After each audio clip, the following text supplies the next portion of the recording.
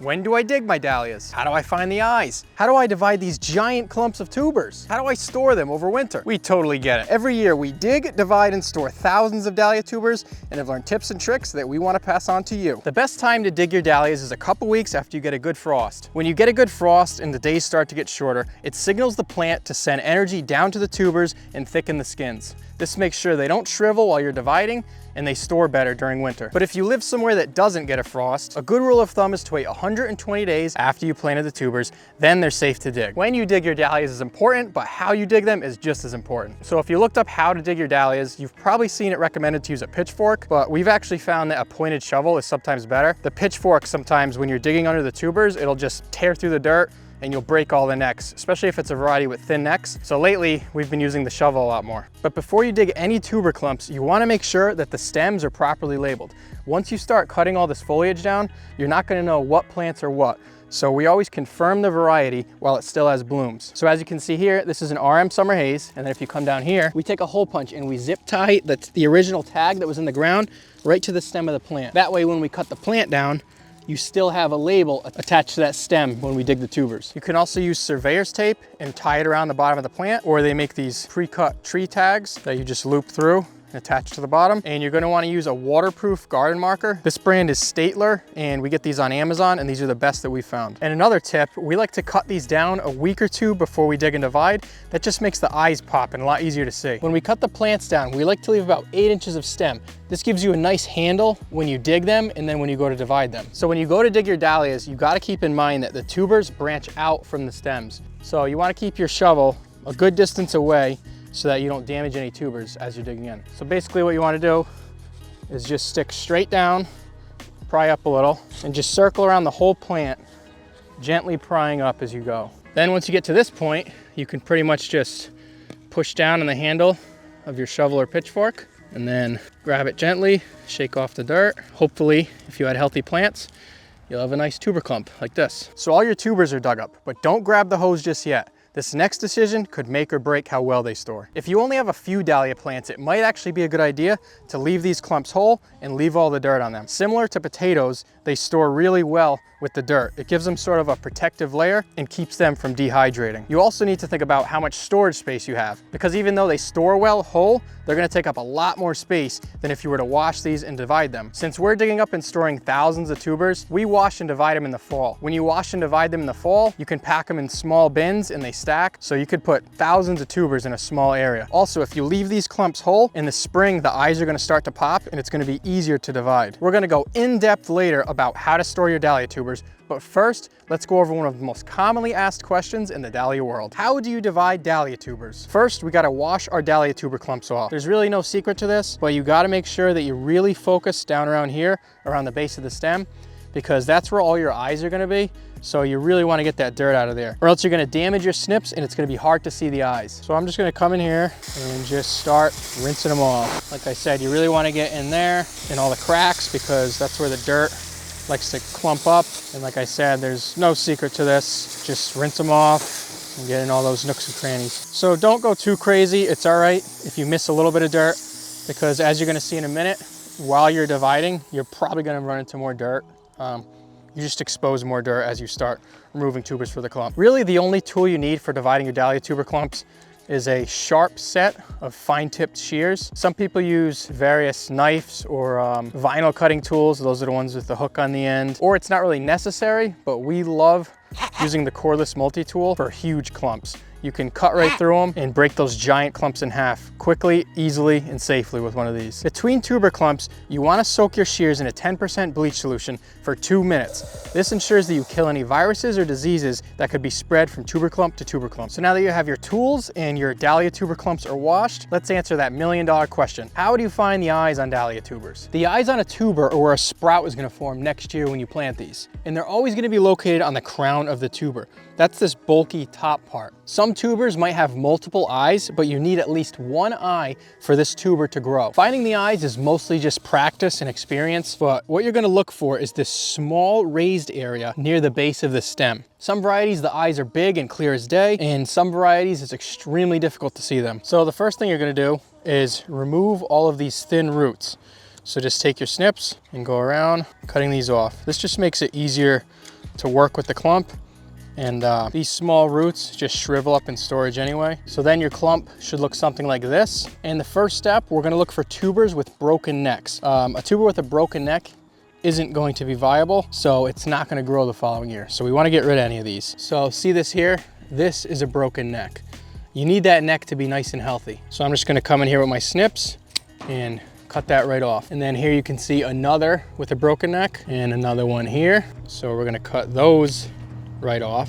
The truth is you're never gonna save every tuber from a clump, so just get used to losing some tubers. It's not a big deal, and it's just part of the process. The first thing we're gonna do is try to locate the most obvious eyes and the tubers that are easiest to get our snips to, so we can get them out of the way and hopefully expose more eyes. So as you can see right here, I have this good tuber with a good neck going to that eye, and then here I have a good tuber going up to that eye. So I'll be able to get both these tubers, each with an eye. So I'm just gonna come in here and make a cut between these two. And then I'm gonna come from above and cut behind this tuber. And there's the first one. And then I can come in here, that's out of the way, and cut this tuber right off like that. So every tuber needs an eye, crown, neck, and body to grow the following year. If you have damaged or cut tubers like this or like this, that's perfectly fine. Once they dry out, those tubers will store and grow normally like any other tuber. So then you're just gonna keep looking for the easiest tubers to get to. So here I have another 2 eyes with 2 necks and 2 separate tubers that I can cut off up here. So I'm just gonna cut these off and then split these so they each have an eye.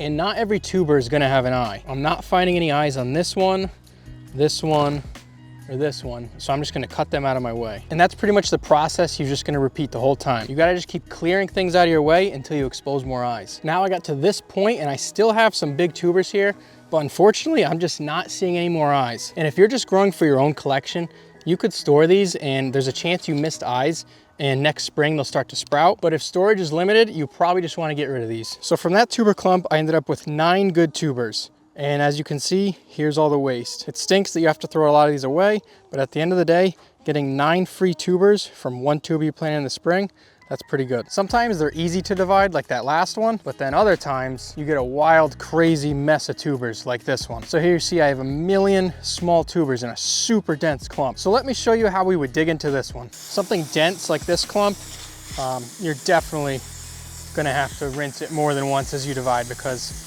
when it's this dense, you just can't get all the dirt out of the crevices on the first round. And now that it's washed, you can really see how many tubers are here. Just like that other clump, the first thing I'm gonna do is cut all of these roots out of my way. And surprisingly, there is a couple of tubers that are easy to get to. So I'm gonna get those out of the way first. This one has a nice eye right there, so I'm gonna trim that off. And then over here, I have 3 tubers going to 1 eye, but these ones are thinner and have smaller necks.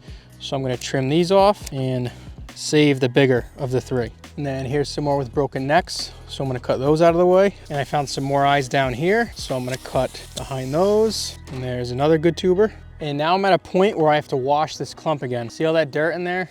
All that's gonna do is ruin the shears and make it harder to see eyes. And as you can see, after I washed that dirt off, it did expose some new eyes. But the neck on this one's destroyed, so I'm gonna cut that one out of the way.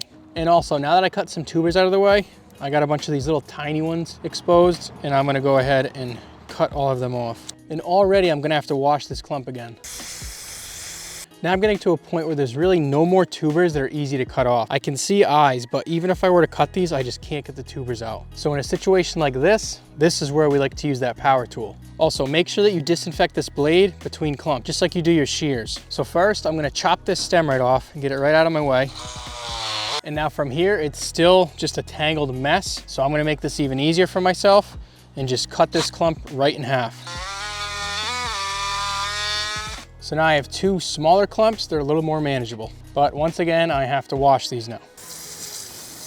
When I cut this in half, I damaged a bunch of tubers, but that's fine. But I might as well pull them out of my way just so I can try to see some more eyes in this big clump. See this eye here? See how I almost cut through it? That actually would be just fine. So I'm just gonna cut through there. There's not much of a crown or neck on there, but as long as you have a good eye attached to a good body, this will grow. Here's some more small ones I wanna get out of my way, and a broken neck, and another tiny tuber. And now I have to rinse this once again. And this is what I ended up with from that first half. And I'm just gonna repeat the process, breaking down this second side. The name of the game is just don't be afraid to cut tubers out of your way.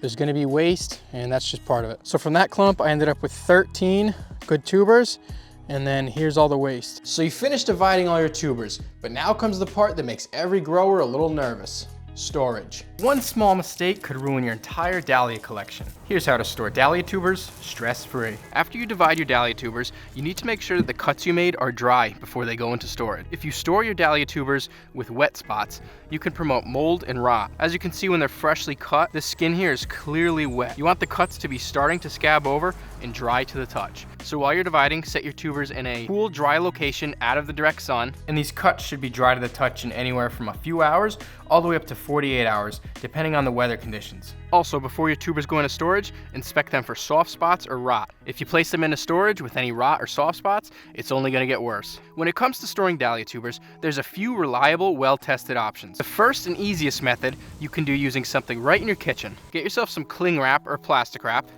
pull out about a 20-inch section, cut it off, take your first tuber, place it at the end of the saran wrap. Now you want to tightly roll that tuber into the plastic wrap. Once you get fully around it once, grab another tuber and stagger it the opposite direction and do the same. Fold it over another time. And once again, grab another tuber, place it in the opposite direction, fold it over one time. And then once you have about 6 inches left of saran wrap, you're gonna wanna fold these up like a burrito. So take this end, fold it over like that. Take this end, fold it over like that. And now finish wrapping these nice and tight. This is a great method if you only have a few tubers to store, and it's actually super reliable. You're creating sort of a mini environment in here that has high humidity and prevents these from drying out. I've actually seen tubers not shrink after 2 years of storage in saran wrap. This second method for storing dahlia tubers is kind of like creating lasagna with a storage medium and your tubers. Here are the 3 most common choices for storage mediums. Here we have peat moss, and then we have pine wood shavings, and then we have medium or fine vermiculite. It really just comes down to experimenting with your climate, which one works best. But in general, people find that wood shavings are good if you have a really humid storage environment. And then the peat moss and vermiculite are really good if you have to control the humidity of your storage medium. We'll show you how to do that later. So for this lasagna method, you need to start with a base layer of your storage medium. So I'm just gonna fill the bottom of my container with about a 1/2 inch of vermiculite here. Now you're gonna place your tubers into your container, making sure that none of them touch. If they touch, it can lead to rot. So just organize these however they fit best. Just as long as they don't touch, you can put them however you want. So as you can see, I have them arranged with plenty of space between them, and now it's time to add another layer of vermiculite. So add another layer of vermiculite until the tubers are completely covered. Once they're completely covered, we're gonna repeat this process. So take another row of tubers and arrange them so that nothing is touching. And now I'm gonna add one last layer of vermiculite to cover everything. Then we're just gonna place our cover on and label these with the number of tubers, the variety, and the date you pack them. Temperature, humidity, and good air circulation are the 3 most important things when storing your dahlia tubers. In a perfect world, you would want your tubers to be anywhere from 40 to 50 degrees with 80 to 90% humidity. Obviously, not everyone can achieve these perfect conditions, but people often use their basement or garages for storage. Just keep in mind that if they freeze, they'll be destroyed, and if they're too warm, they're gonna sprout in storage. Also be aware that concrete sucks moisture out of things. So if you're putting your tubers near bare concrete, it's probably gonna be a really dry location and it's gonna suck the moisture out of the tuber. Every couple of weeks, you should check on your tubers to make sure they're still safe in storage. If they seem too wet and are showing condensation in the containers, you may wanna take the lid off for a little while so they can dry out a bit. If the tubers are too dry and are showing signs of shriveling, you can spray the storage medium with a little bit of water to increase the humidity.